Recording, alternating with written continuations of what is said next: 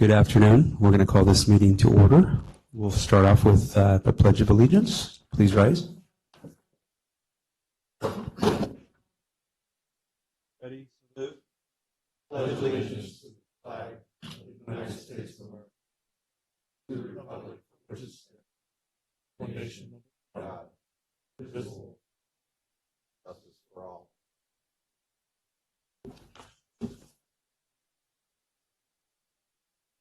We'll move on to item number 3, roll call. Start with you, Jerry. Jerry Kaczynski. Jim Maxwell. Devin Aviles. Brian Elkins. Ralph Pistoresi. Clay Dalton. Greg Rogers. We'll move on to item number 4, public comment. The first 15 minutes of each regular session is set aside for members of the public to comment on any item within the jurisdiction of the committee, but not appearing on the agenda. For items appearing on the agenda, the public is invited to comment at that time, or at the time the item is called for consideration by the committee. Any person addressing the committee under public comment will be limited to a 3-minute presentation to ensure that all interested parties have an opportunity to speak. Please submit any handouts to the recording secretary. Do we have any public comment? I just wanted to note, Stephanie and Agneson, Director of Water and Natural Resources, that we need to end the meeting at 3:15 due to a previous engagement. So if we move quickly, this is not because we don't want your comment. We're trying to get things done at 3:15. We will move accordingly. On to item number 5, establishment of ad hoc committees. Mike and Stephanie. As we mentioned last time, there are some work needs that may be outside of this committee. So we wanted to establish 2 ad hoc committee meetings, one for livestock and one for domestic well mitigation. So we're going to make some suggestions in terms of members. These committees would have a short period of time that they meet. They would have a specific purpose, and then they would report back to the larger advisory committee meeting. So for livestock, we're suggesting that Clay, Bryant, and Ben form a livestock ad hoc and brainstorm on the livestock related challenges that we may not have had time or scope to address during this meeting, and potentially on some solutions for those, and then bring them back to the advisory committee meeting in September. So that's committee number 1. Committee number 2 is domestic well mitigation. This has been part of an ongoing discussion that we're having in terms of drawn down on wells over the next 20-year period. Unfortunately, everybody I had that I was going to nominate for this, Bill, Vicky, and Javier, are not here. It seems a little unfair to nominate them yet. Maybe it's still okay. It's the best time. So those are the people that I'd like to nominate for that committee, and I can contact them outside of this meeting and brief them. But their purpose is to review and comment on a proposed domestic well mitigation proposal from David's Engineering, bring that to this committee, and then get feedback. Sounds good. Yes, I'll just go ahead and add Mike Linden, Deputy County Counsel. These ad hoc committees, they are less than a quorum and also less than an amount that would be required to actually pass or adopt something. So we have a 13-member committee, but 7 is a quorum, so it would take 4 of 7. So that's why we are leaving it for 3, and these therefore would be non-Brown Act committees, but just to emphasize that the committees would need to stay 3 or less. Less than the 3 could meet, but like I said, that way they're able to do it outside the confines of the Brown Act, but they would be able to bring back matters to this committee if they so chose to. Thank you, Mike. Need a motion. Yes, I would recommend two separate motions, one for the livestock and then one for the domestic well mitigation. So moved. So- For both. I think you need a second. Second. For both. We're out of practice. And for the record, the members, as stated by Ms. Anagnuson in her report.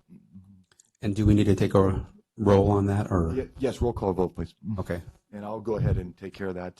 thank you. Committee Member Kaczynski, Aye. Committee Member Maxwell, Aye. Committee Member Aviles, Aye. Committee Member Elkins, Aye. Committee Member Pistoresi, Yes. Committee Member Dalton, Committee Member Rogers. Aye. Vote passes 7-0. Moving on, public comment? I have a question. Christina Beckstead, Madera County Farm Bureau. Will the public be able to participate in the ad hoc committees? Yes, and I apologize. I probably should have gone to the public beforehand, but anyway, absolutely. In fact, I think it would be a good idea, and in fact, you may be able to speak to this, Ms. Anagnuson, to where the meetings would be, put up and on a place website, and perhaps would be therefore would be able to attend, and members of the public would be able to. Thank you.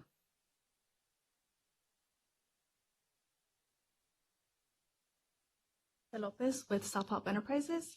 I just wondering if it be, I'd like to consider Self Help to also be part of the Domestic Well Mitigation Committee. Thank you.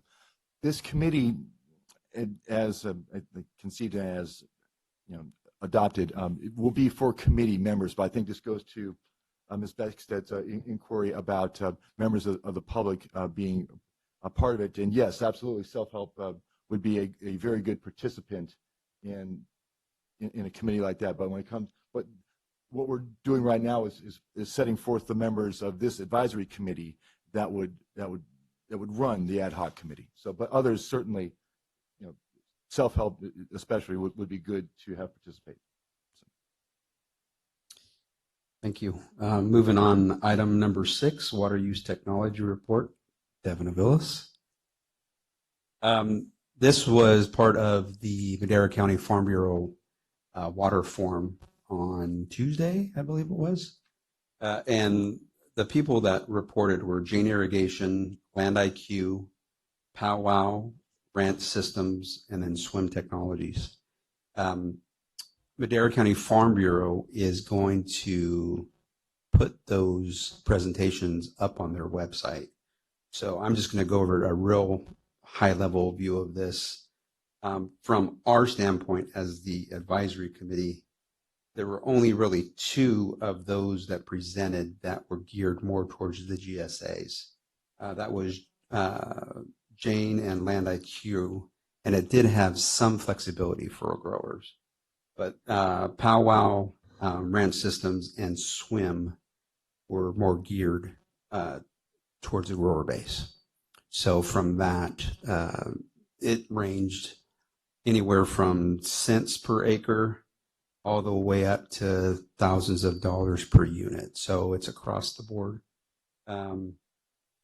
I recommend, and I highly recommend, that you, once it is up on the website, it could be a week or 2 before that happens, but review what's out there. It all is very interesting, and in some, especially with the Land IQ, and I'm not recommending either one, but it is used by a water district down south, semi-tropic water district that has had success with it. So to me, that was promising because someone has vetted it.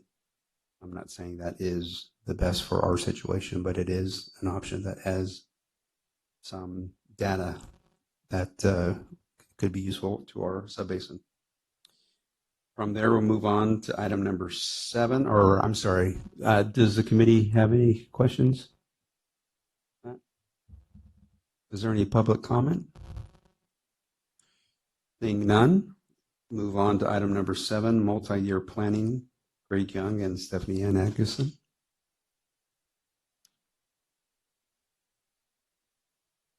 Tatiana, could we put the PDF one? or Excel? It's over there.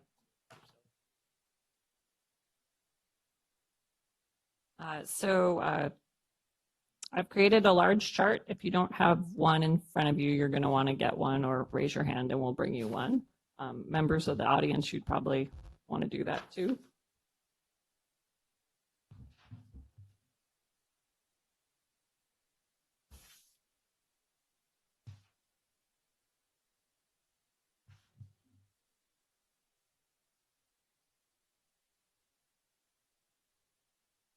Or a full.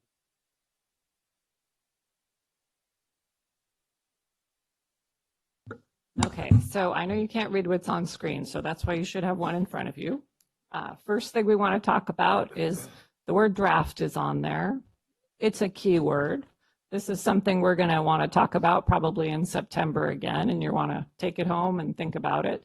But we did write this up, and it's supposed to be a plan for key pieces of what we're going to do over the next 5 years.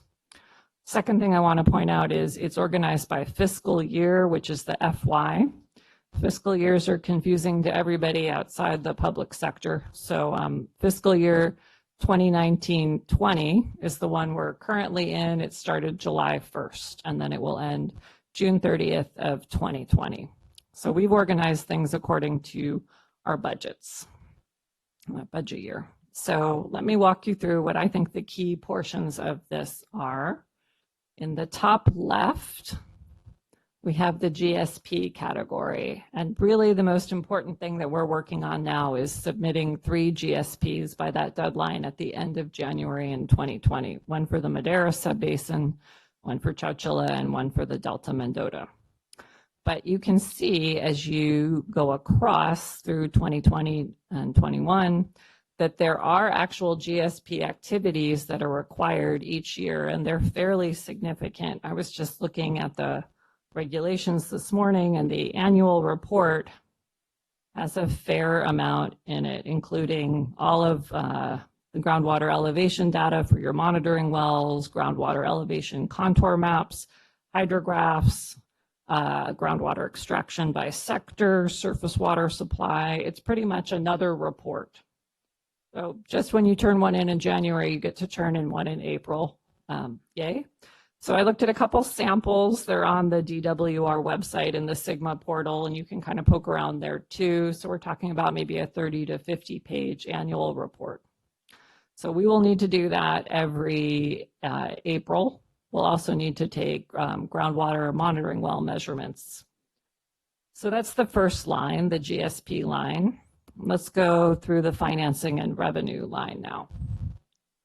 So this fiscal year, that's fiscal year 1920, we have a couple funding activities that we're working on. We do have a Prop 218 flood agency funding proceeding. At least we're going to the Board of Supervisors next Tuesday to ask for authorization to move ahead with that. And while flood control is a little different than Sigma, I want to emphasize that this is a pre-existing agency. We're talking about existing infrastructure. This is the infrastructure that conveys flood and storm flows, and it does need adequate funding. And there are some big reasons for why. They are mainly around safety issues.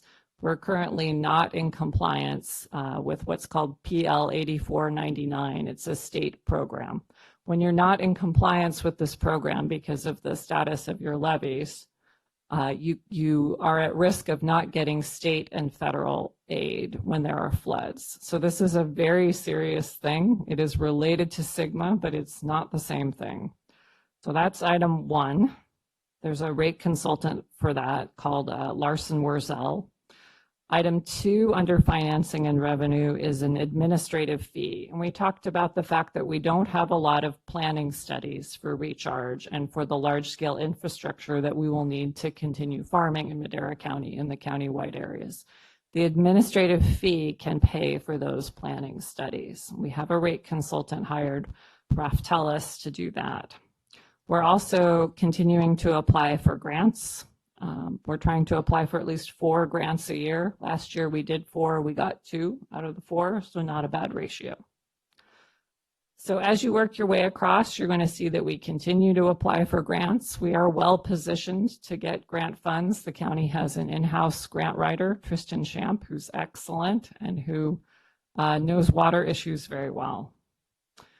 You'll see, still staying in the financing and revenue line, that we have the potential for using a Prop 218 for domestic well mitigation. That would need to be discussed with the ad hoc, but I've put it there for safekeeping for now. If we are successful with our GSA administrative fee, we would start to receive the funds around the end of 2020 or January of 2021, because it would be assessed on a property tax bill. So at that point, we could move ahead with some of the funding that the analysis we need for planning studies. So I suppose that's all to say we don't have all of the money right now, and this is a slow process of establishing a water agency, but we are taking the appropriate steps, and we are reaching out for all of the grants that we're eligible for to keep costs low for taxpayers. So let me look at the studies line now. As you know, we received the Water Smart Water Market Strategy grant. So we are waiting for the Bureau of Reclamation to give us the executed grant agreement. We chose a consultant, but in order for us to bring that contract to the board, we need the actual contract with the Bureau of Reclamation for that. So that should start shortly. We also need to continue in terms of studies to explore a variety of ways of doing demand reduction. And those are the discussions that we all had in May and June. We need to work on a domestic well mitigation program, and this is one of the reasons we're proposing the ad hoc committee to work on that and then bring back analysis and recommendations. And we need to figure out funding opportunities for the domestic well mitigation. So as part of ongoing discussions with the GSAs, we have discussed this. Some agencies are more willing than others to contribute to this, but the truth is, we have taken responsibility for some of the historical overdraft, but the county GSA is not entirely responsible for all of it. So we need to be really cautious here that we're not assuming costs that might better be borne by others. There is also what was passed, SB 200 recently, which frees up significant funds for just this issue. So we need to figure out how to harness some of that here, since this is an area where the county really needs help. Okay, moving to the next cell, and I promise I won't go cell by cell through this. I'm just doing the big ones.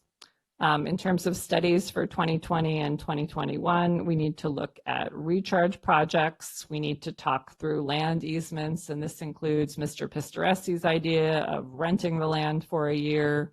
Maybe we want to look at 3 to 5 years as well, and then maybe we want to look at perpetuity and creating a structure for doing that that financially incentivizes that.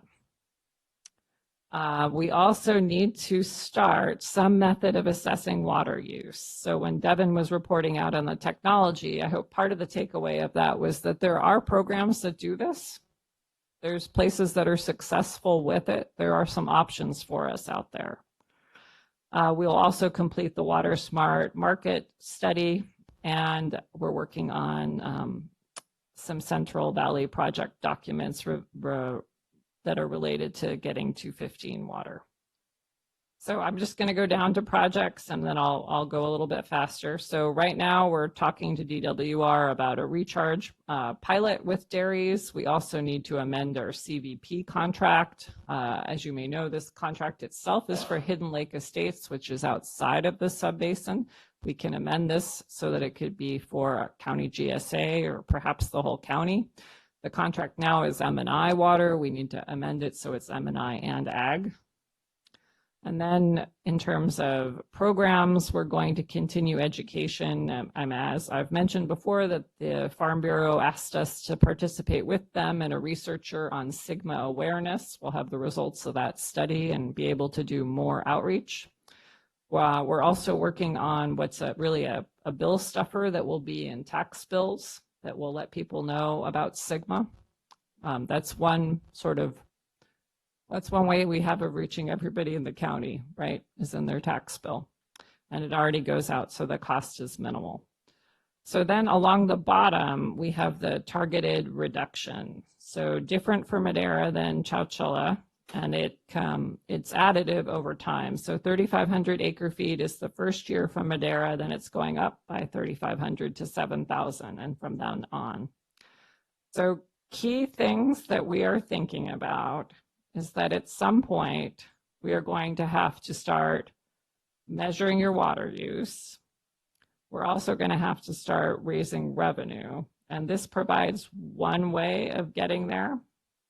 It's not the only way. And so we thought if we presented this and then you had a bit of a break, because I know we don't have a meeting scheduled next month, there could be a lot of discussion on this, and then we can come back and kind of digest it together. Greg, is there anything I missed that's critical on this?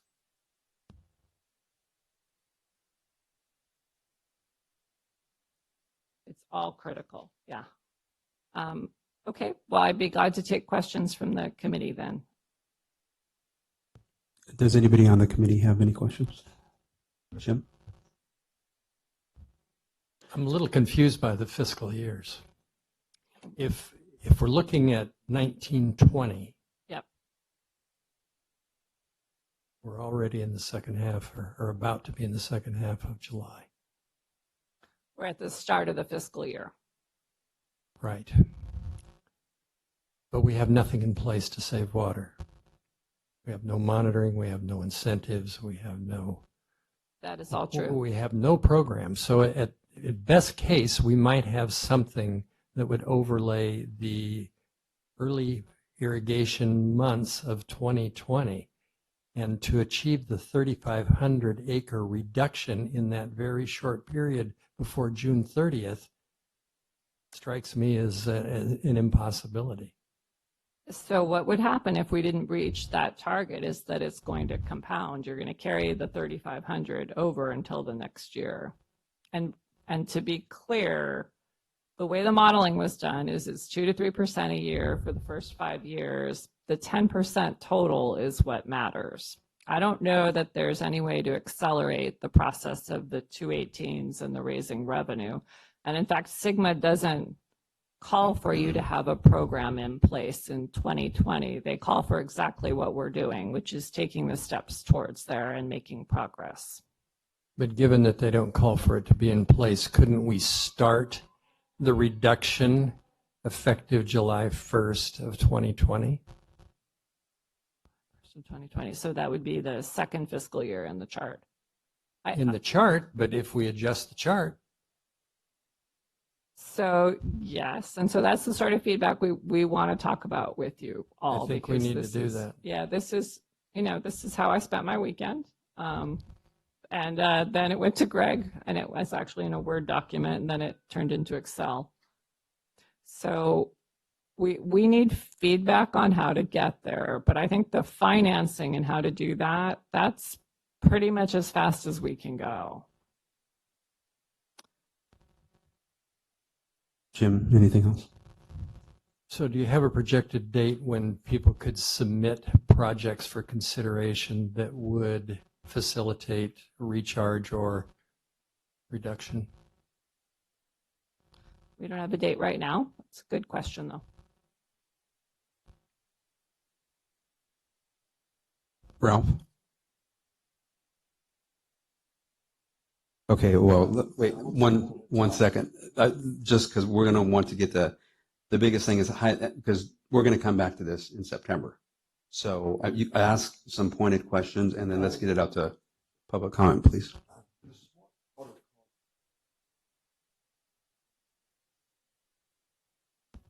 Smart water, it says smart water. Okay. I always wondered what this smart water is. Can you explain it to me rather quickly? Is that the project that you're saying is about the water marketing? You're confusing I don't too. think so. Smart water, as you see it on the freeway, is us marking our farm equipment with smart water so that if it's stolen, it can be identified. This is water smart as opposed to smart water. Different. It's A different. different deal. Okay. Well, I don't understand about people steal equipment. We never see it ever again. But this Water Smart, okay? This Water Smart, what's Water Smart? As Water Smart is one of the grant programs that the Bureau of Reclamation runs. And what is it? What does it do? What is it? So Water Smart has a bunch of different grant programs. They do everything from urban water conservation to ag water conservation. And this specific grant was for the planning activities that you need in order to start a water market. And I know you're not keen on water markets. Mhm. However, we applied for this over a year ago based on feedback from growers. So we now have this grant. We do not have to start the market, but we do have the grant funds available to explore this, which I think is worthy. How much money is in the grant? 400,000. 400,000. If you don't use it for that, can you use it for something else? No. You send it back. Well, you don't get it. You don't get it. Okay. All right. If you're not interested in water markets, it's a moot point. Doesn't matter. You know, you were talking about the levees. Mhm. All right. As part of that levee problem is like, for example, like in Chowchilla, where they have the banks, and when there's floods, there's burrowing animals that burrow right, and the levee could take the levee out.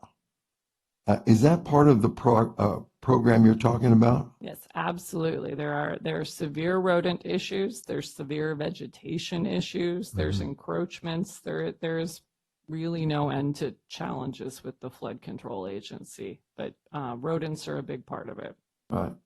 And then to let you continue, I skipped over this one part. You said that there were some costs that we should not bear as being in the GSA. Like somebody else should bear them. Explain that more. So with proposed well mitigation, there are different ways to assess who should pay, right? So one way would be for the county GSAs to pay 100%.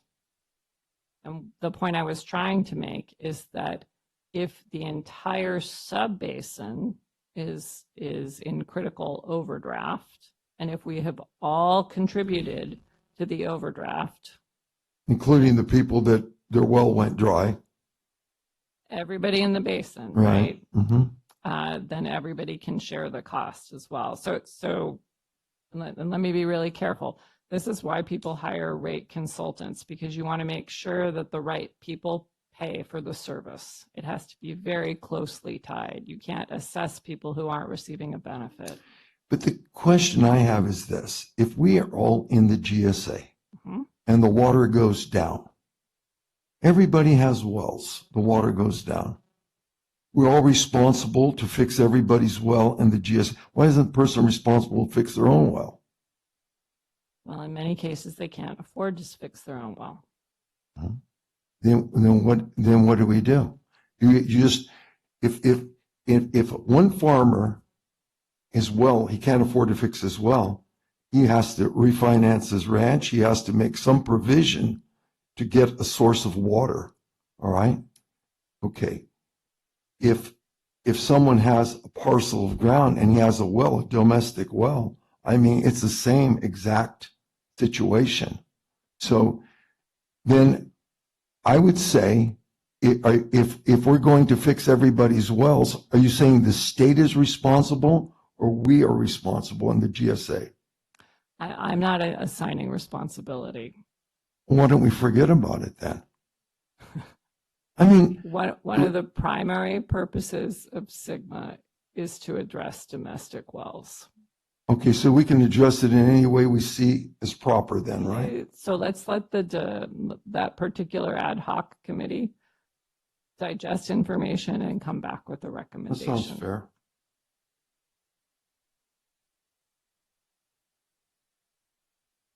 You said something here when you were finishing up about measuring water use. Yes. Okay. Specifically, what are you saying and how is it going to be done? So what? I mean, our Sigma is the idea that what we have to do is measure falling groundwater levels. But measuring water use, is that measuring declining elevations in the surface water, or is that measuring water that's being pumped out of wells? I think you're reporting on both in your I annual think it gets report. real problematic when you start reporting out of what's coming out of a well. I couldn't even tell you what's coming out of a well. So we've set up a network of representative monitoring wells, and those are the wells that we're reporting on in the annual report. But we are expected to assess the amount of water used within the GSA as well. And that would be where some of the technology that Devin was mentioning would come in. So they're going to put meters on wells and someone's going to go around and check how much water you're pumping out of the ground? Is that what you're suggesting? No, so in the technology presentation at the Water Forum, there was, I think, 5 out of 6 of the vendors did not use anything related to a meter. They used satellite technology. They're coming in somewhere between 3 and 5%, maybe 2 and 5% accuracy when they're checked against meters. Okay. I missed the foreman. It's okay, it was Yeah, good. yeah. Okay, thank you. Ralph, you have anything else? No, I'm good for now. Clay? Ralph has. Anybody else on the committee? Seeing none, we'll open it to public comment. Christina Beckstead?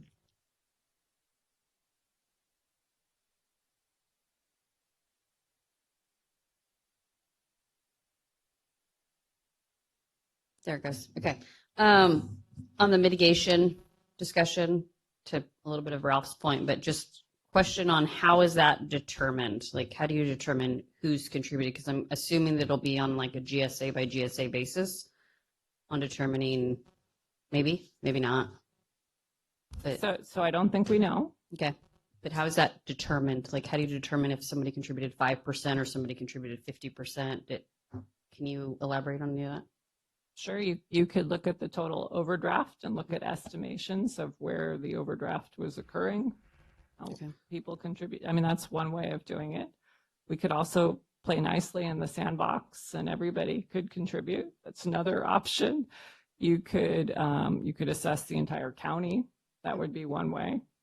It could be beyond the GSA. So, I mean, there's some options on the table, and this is still being discussed by GSAs. Okay. I'm just curious because there was a conversation recently about that, and like, how do you determine if somebody contributed 2% to the problem and they're only going to pay for 2% of the problem? I don't understand the technical part of it, so that's why I'm asking. Thank you.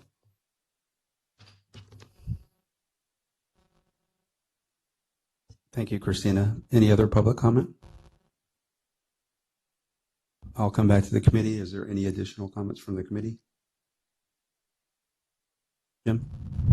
I just congratulate you on getting the water market grant. I think that as reality sets in going forward, we'll be very happy to have that. So we appreciate your efforts getting that. Thank you. And Tristan Champ, our county grant writer, wrote it. So he did an amazing job. With that, we will move on to item number 8, minimum thresholds and measurement objectives. Greg and Stephanie.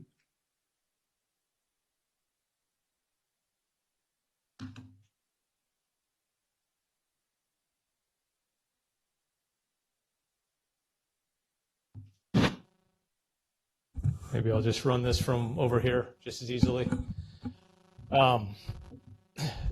This material has been presented for those of you who attended meetings in the end of May. There was a public meeting. Also, I think Stephanie went through some of this at one of the recent county GSA meetings, correct? Mm-hmm. So this will be a repeat for some people, but we wanted to make sure we were touching base with you about how some of these things are being developed, because they are part of the discussion of how we are looking at coming into sustainable compliance by 2040. So setting minimum thresholds. So the regulations that the state passed say you need to set minimum thresholds, you need to set what they call measurable objectives, and you need to set interim milestones. And we'll talk about all 3 of those here real quick. Minimum thresholds are one of the keys. It's kind of like that bottom safety net. We don't want things to get any worse than this point, because if things get that bad, and we're going to talk about it from a groundwater level perspective, but you had to address it for, and you'll see this in the actual GSP draft when that comes out here in next 30 to 60 days. You have to address subsidence, which is more of an issue in the Chowchilla Basin. You got to address water quality, groundwater storage, surface groundwater dependent ecosystems, and that's primarily it. Seawater intrusion is not an issue for us yet. Climate change, you know. So the primary factors, when we're looking at minimum thresholds, that's kind of that safety net, that if we start to violate minimum thresholds at indicator wells, and there's like 20 or 30 in each of the subbasins that are being used as kind of representative wells, that if we start to violate some number of those, let's say 25% of those wells go below a minimum threshold set at each one of those wells, then suddenly we invite the state in to come in and say, you're not doing a good job, we'll take over for you.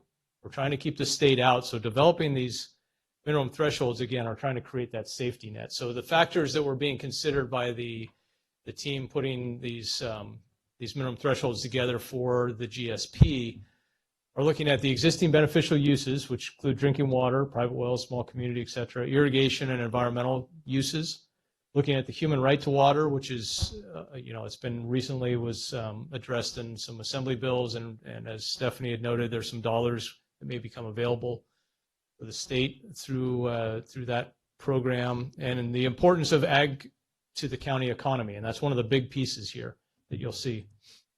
So the GSA recognizes the interconnection of these factors. They are not independent. You can't solve one without having an effect on the other. Whoops. Me that did that? Probably. Sorry, I hit the wrong button. So the GSA is also, we figure, need time to transition and complete projects and actions. This time required will result in lower groundwater levels during implementation. So what we've recognized and we've talked about within this GSA is that the county GSA is going to have to reduce demand, and we're going to transition in some way towards these reduction targets. Well, that's going to mean that groundwater levels are likely going to drop in these indicator wells until we start to reduce that demand and projects start to come online. It takes a while to do projects, it takes a while to get them permitted, planned. Even if they're happening within MID or some of the other GSAs and affecting the basin, they take time. So the wells will continue to drop. So then also we need to discuss the mitigation for impacts that are happening during those lowering of the groundwater levels. And Mr. Pistoresi, I think this kind of goes to your point a little bit, that who is responsible? Well, part of our plan of this transition does recognize that we are going to transition the uses of groundwater and the quantity of groundwater in this basin, and that's going to have a lowering effect. We could also do it tomorrow and say we have to shut everything off tomorrow, and that might not have as much of an effect on the groundwater levels. So there's this balance, and that kind of plays into who does pay, who is responsible, and there's no one set answer. Keep hitting the little wheel instead of the clicker. So we're just going to go through a graphic real quick so you see how this is set up. Well, I guess it's on the next slide. Sorry. Using the groundwater model that Ludorf and Scalmanini has prepared, they did a number of hydrographs that look at all of these projects getting implemented all the way out to 2090. The 2020 to 2040 is called our implementation period. And then 2041 to 2090, we have to show sustainability. Now, we also know that there's a hydrologic period of record from 1965 to 2015 that was layered in to pretend to be 2041 to 2090. So that drought cycle, wet cycle, and stuff plays in there, and you'll see that in these hydrographs. So we had a number of steps that we did to try and set these minimum thresholds. And first, we created an artificial 10-year drought. And we kind of said, look, the record has maybe a 6-year as one of the worst droughts. And if we're pretending this thing in the future, we're going to make it a little bit worse and then use that to try and set some of these levels, because that gives us a little bit more of a safety net potentially. We're going to check against the lowest point during implementation and sustainability and see if things may have even dropped further. And you'll see that in just a moment here. And then we're going to evaluate the potential impacts to drinking water wells. So this was done for all of the 30 plus wells in the Madera subbasin and the 30 plus wells in the Chowchilla subbasin. So here's an example of that hydrograph. And what you see is all these blue dots here. This is historic water levels that were actually measured at a location. The line you see, the blue line, is the model's result of trying to predict what was actually running. And it shows a pretty good correlation, which has happened throughout the basin. And so the rest of this is a prediction of what happens over time, all the way out to 2090, from the implementation of our demand reduction programs and the various projects that will bring more water in throughout the entire subbasin, not just the county GSA, but this includes MID, this includes Root Creek, and the others in the subbasin. And in Chowchilla, it includes Chowchilla Water District, et cetera. So we have these two periods that we talk about, the implementation period, 2020 to 2040, and the sustainability period. And what you do see is there's a little bit of a lowering that's going to continue into the implementation period. And then because things are improving, we get benefits from those actions. So the sustainability period, we actually come back above kind of local, recent historic measured results. So this is that 10-year extension. We take the drought period and we extend it a little bit, and we say, okay, we're going to start here and say we're going to draw a line that says this is our initial minimum threshold. And then next we wanted to compare about whether it's already lower than during the implementation period or during the sustainability period. And we find that it already is in this case. We say, all right, we feel that that is probably a pretty safe bet as a starting point. So the next thing we talked about is looking at domestic wells. And for each of these areas, I'm forgetting the radius, but something about a 2 to 5 mile radius of known logged domestic wells that are in DWR's records were looked at as to where their top of their perforation was and what their average well depth was. And some wells are deeper than others, and so there's a variety. And each one of those wells had, anywhere from 2 or 3 to 20 or 40 wells that were in that area. And so there was this zone we kind of looked at and said, is the predicted, the modeled groundwater levels going to get below the perforation?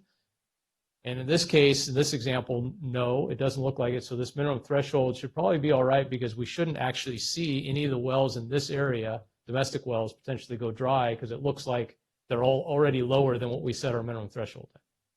In some other cases, that's not the situation, and we see a little bit higher condition here of the average depth of the domestic wells and their top of perforation, and that during implementation, we may have wells that experience going dry. And so this is where the discussion with the ad hoc committee about doing mitigation comes in. We're going to talk about, well, how might somebody be able to demonstrate I am having a problem here? Where am I? How are we going to set some rules that we could help those situations? Because we're letting this continue down as we're transitioning, right? So I'll just go back. So when we look at that, what the result was is this minimum threshold may have adjusted up and down for each of those 30 wells. We're not going to look at all those. You'll be able to see all those in the GSP. This is just kind of illustrating the process. So then we talk about interim milestones. The regulations say you need to set some milestones along the way so you can check your progress. So what we again took was the modeled results, and we said at these 5-year increments, you're going to see if you're following kind of your expectation. What we recognize though, is if we have a really crazy hydrology, either really wet or really dry, it's going to be different than what you see on this graph. This is just an estimated average hydrology starting in 2020 and running. If we get something different than that, the results can be different. So there is some, this is the best we can try and do when we're looking at these pieces here. The more important part that we want everybody to really focus on is what's called the measurable objective. And that's measurable objective is this is the average condition during the sustainability period between wet cycles and dry cycles, but this is your average groundwater levels we expect to see. And if you look in this particular case, you're higher than you were in some of these low points in 2015, and you're up into the points you were seeing at this particular well in 2005 to 2010. We're trying to build all these projects so that that's where the groundwater level is going to operate in this area. So there might be a period where we go low, we might have to deal with some mitigation, but the hope is we get to these measurable objectives. So the minimum threshold is a safety net to try and keep the state out when we're setting these. The measurable objective is where we're trying to operate towards. So when you look at all these together, you see minimum threshold, these interim milestones, and the measurable objectives all kind of in the same picture. Those were set on each one of these different indicator wells and are being proposed forward. And what Stephanie was talking about of monitoring and all that, we have to report on this information to DWR each year and showing how our progress is, how they relate to the minimum thresholds. And if things start going a little awry from what we anticipated, we have the opportunity to reevaluate. And as long as we have a decent basis for resetting things, we can address those. So that might be stuff that comes up into the future, especially when you get ready to do a 5-year update in 2025. So that was the quick and dirty on setting those key elements. Any questions? Ralph? Greg, you know something? Something happened last week down south in semi-tropic.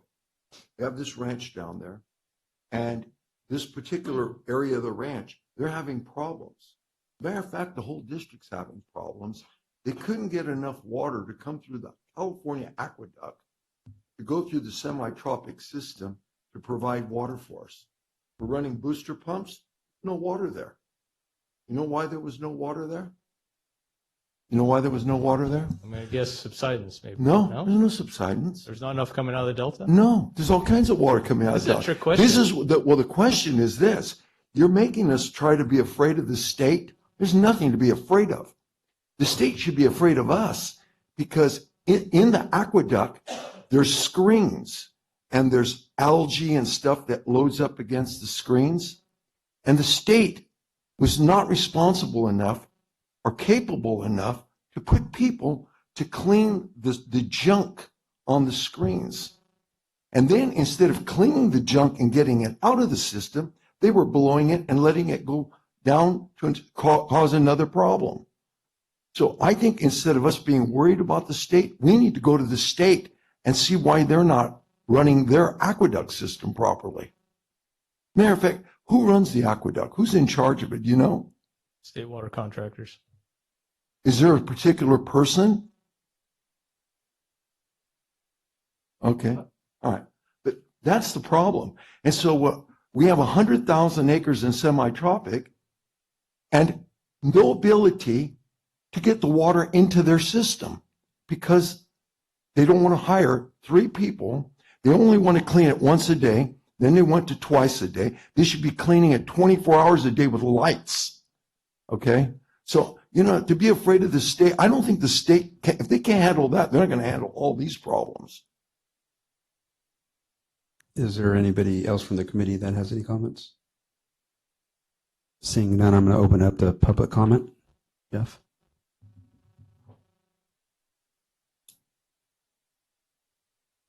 Jeff Van Evil Milk Producers Council. I just wanted to ask Greg on the minimum thresholds about how many monitoring sites are there in the Chowchilla and the Madeira? 30 in each. Looking at the slide that you had up where you're setting your minimum threshold, and I don't know whether you could put that slide back up because it would help me to be able to ask my question. Okay.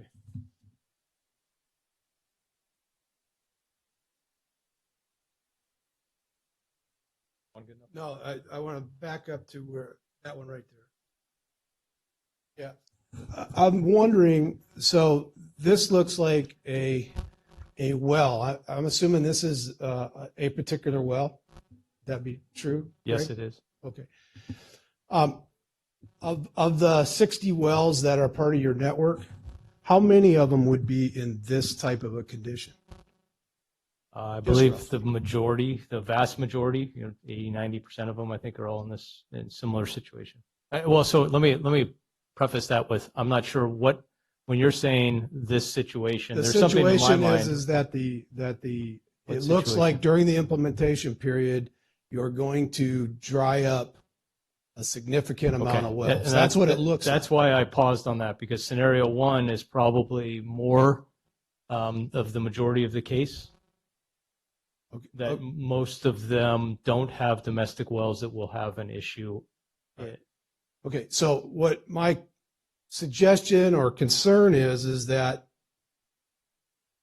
I know that the tendency, because we're, short of time, is to take a consistent policy and apply it to all the wells.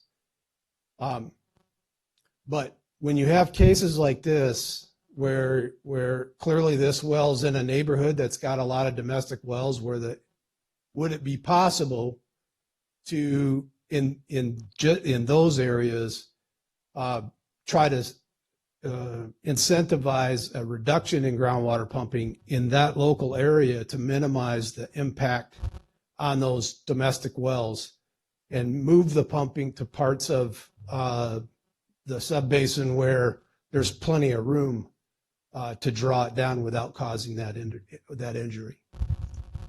I think those kind of ideas are always plausible when we look at